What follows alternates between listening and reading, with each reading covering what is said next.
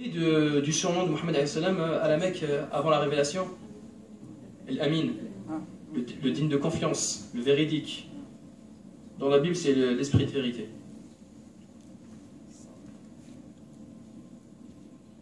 Il rendra témoignage de moi. Effectivement, Aïssa est plus souvent cité dans le Coran que Mohammed lui-même.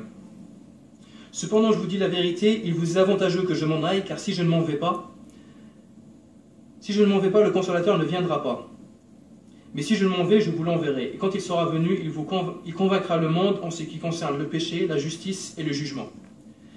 Vous remarquez ici déjà que Jésus parle du monde. Il s'adressera au monde. Alors que pendant son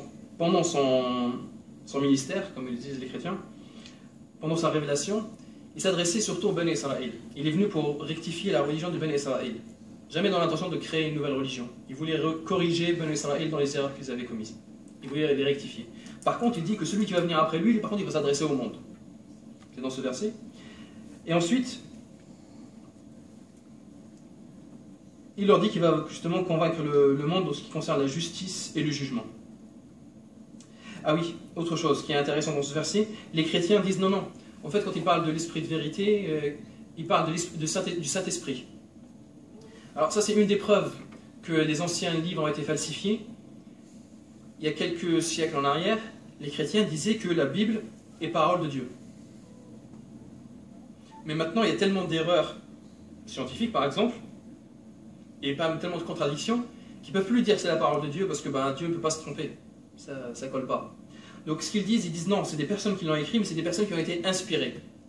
Mais s'ils ont été inspirés, ça ne veut pas dire que c'est la parole de Dieu, donc on ne tient pas compte. Ouais, mais si, non, en fait, ils ont été inspirés par Dieu. Mais Dieu ne peut pas se tromper. Non, non, en fait, il a été inspiré par un tiers de Dieu. Le Saint-Esprit. Donc voilà, Dieu, c'est un, mais il est trois aussi. Vous avez Dieu, le Père, le Fils et le Saint-Esprit. C'est comme ça qu'ils l'expliquent. Et ils disent, en fait, le Saint-Esprit a inspiré ceux qui ont écrit. C'est laborieux comme explication. En fait, le truc avec les chrétiens, c'est qu'à chaque concile, ils font des conciles régulièrement, et à chaque concile, en fait, ils rénovent et ils réinstaurent la religion, et à chaque fois, ils votent des choses qui vont prendre définitivement et qui seront dorénavant les règles. Par exemple, dans les dernières décennies, ils ont décidé que le pape était infaillible. Avant, il ne l'était pas, mais il y a quelques années en arrière, ça y est, maintenant, ils ont décidé que le pape était infaillible. Il y a presque 200 ans, Marie a acquis un stade. Elle était juste la mère de Jésus, maintenant elle est devenue la mère de Dieu. Donc il faut l'adorer elle aussi. Ils se sont mis à adorer Marie également. Et en fait ça, il rajoute à chaque fois. Bon, j'ai dit que je ne tirerais pas sur l'ambulance, donc je vais m'arrêter, mais c'est juste pour vous parler de falsification.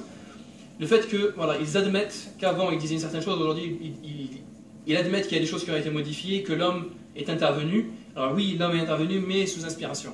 C'est ce qu'ils prétendent. Jésus dit encore, j'ai encore beaucoup de choses à vous dire, mais vous ne pouvez pas les porter maintenant. Quand le Consolateur sera venu, l'Esprit de vérité, il vous conduira dans toute la vérité, car il ne parlera pas de lui-même, mais il vous dira tout ce qu'il aura entendu, et il vous annoncera les choses à venir. Vous vous souvenez de ce que je vous disais, l'humanité qui doit mûrir à un certain rythme? Jésus leur dit, effectivement, vous n'êtes pas prêts encore aujourd'hui à recevoir le message. Il faut que ce soit un autre prophète qui vient. L'homme sera suffisamment prêt à ce moment-là pour recevoir ce message. Aujourd'hui, je ne peux pas vous le dire, mais lui, il le dira. Je pense que je vais m'arrêter là pour ce qui est de la Bible. Juste par contre, pour ce qui est de l'annonce de Mohammed alayhi salam. Mais pour ce qui est d'autres choses, je vais quand même vous le lire, parce que moi, personnellement, ça m'a frappé. Dans le Coran, vous savez c'est quoi le nom, l'ancien nom de la Mecque, avec lequel Allah appelle la Mecque justement très régulièrement dans le Coran. Vous savez c'est quoi le nom? Bakka. Barakallahu fikum, Bakka. Dans la Surah 3, justement, Allah utilise le mot Bakka. Bakka, donc, c'est le nom de la vallée de la Mecque. Écoutez ce qu'il est dit dans l'Ancien Testament. Heureux ceux qui habitent ta maison. Les Juifs sont en train de faire une prière et ils s'adressent à Dieu. Heureux ceux qui habitent ta maison. Ils peuvent te célébrer encore. Heureux ceux qui placent en toi leur appui, ils trouvent dans leur cœur des chemins tout tracés lorsqu'ils traversent la vallée de Bakka. Et ça, c'est dans les psaumes, chapitre 84. Tu vous pouvez vérifier. Alors par contre, voilà, comme je vous ai dit, il y a différentes Bibles. Celle-ci, c'est la version des protestants. Et ils ont essayé de garder le maximum de mots comme ils sont, Bakka. Par contre, dans d'autres versions, catholiques par exemple, le mot Bakka, il a été traduit. Vous vous souvenez ce que Ahmed Deedat leur reprochait, traduire les mots. Ils ont traduit Bakka dans une langue sémitique qui ressemble à l'arabe. Bakka, ça ressemble à pleurer, donc ils ont dit la vallée des pleurs. Bakka, pleurer, voilà. Donc vous avez des bibles dans lesquelles c'est la vallée des pleurs. Je pense que je vais pas vous retenir plus que ça pour ce qui est des preuves scientifiques. Juste par contre, un dernier mot pour les convertis. Renforcer sa foi, c'est très important. C'est l'étape par laquelle je suis passé, c'est par là que j'ai commencé mon discours. Et c'est ce qui m'a amené à faire ces recherches. Il y a encore plus d'exemples. Je pourrais vous donner quelques exemples de références. Si vous voulez, on vous a distribué des feuilles. Si vous voulez me laisser soit votre numéro de téléphone, soit votre adresse mail, ce que vous préférez, je vous enverrai des références, justement, des bibliographies, des choses pour vous consulter un peu plus. Renforcer sa foi, c'est très important, mais ça demande un effort personnel. Là, je vous donne un exemple d'un prophète. Ibrahim alayhi salam a demandé à un moment donné de sa vie, pourtant croyant, prophète et messager, mais il a demandé à Allah de renforcer sa foi. Il lui a dit, montre-moi comment tu ressuscites les morts. Il lui a pas dit, est-ce que tu ressuscites les morts? Il lui a dit, montre-moi comment tu le fais. Il lui a dit, est-ce que tu n'y as pas cru? Il lui a dit, non, mais c'est pour que mon cœur s'apaise. Et là, Allah va lui confier une mission. Tu veux renforcer ta foi? Tu veux voir comment je ressuscite les morts? Tu vas aller chercher 4 oiseaux. Dans une certaine source, il dit qu'un de ces oiseaux, justement, c'est un aigle. Donc il faut le capturer, l'aigle. Ibrahim alayhi salam avait un certain âge déjà. Il lui dit, tu vas les prendre, tu vas les couper en petits morceaux, tu vas les mélanger ensemble, et après tu vas prendre ces petits morceaux, tu vas les mettre sur les cimes des montagnes. Donc il faut aller monter sur une montagne, poser un bout, redescendre, remonter sur une autre montagne, poser un bout, redescendre.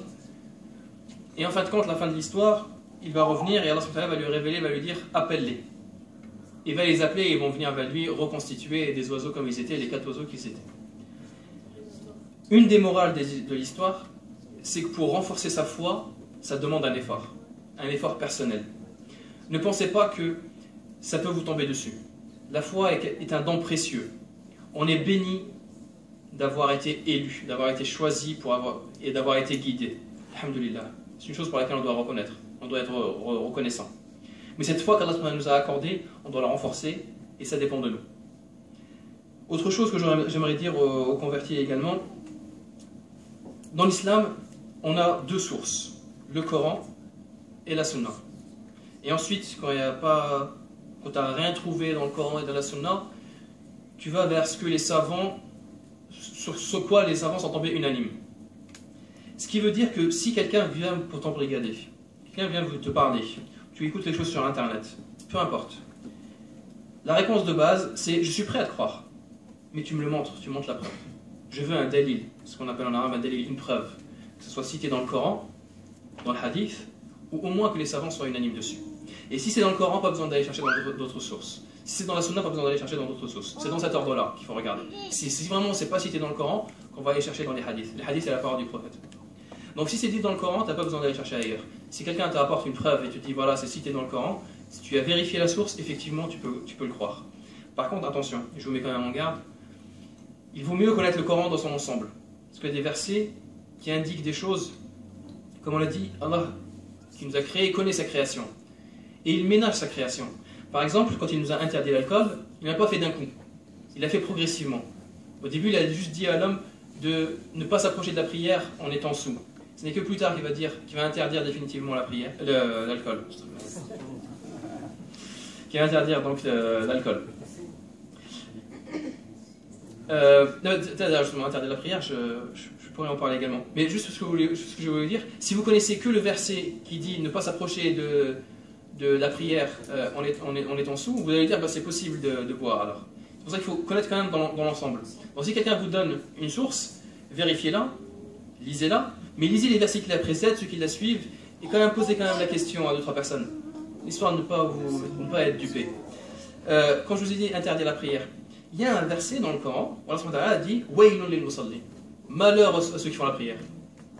Et si on vous donne ça comme... Je vous donne la source, hein, c'est dans le Coran. Et si je vous dis que ça, et si vous vous contentez de ça, vous dites malheur à celui qui fait la prière. Mais si vous lisez la suite du verset,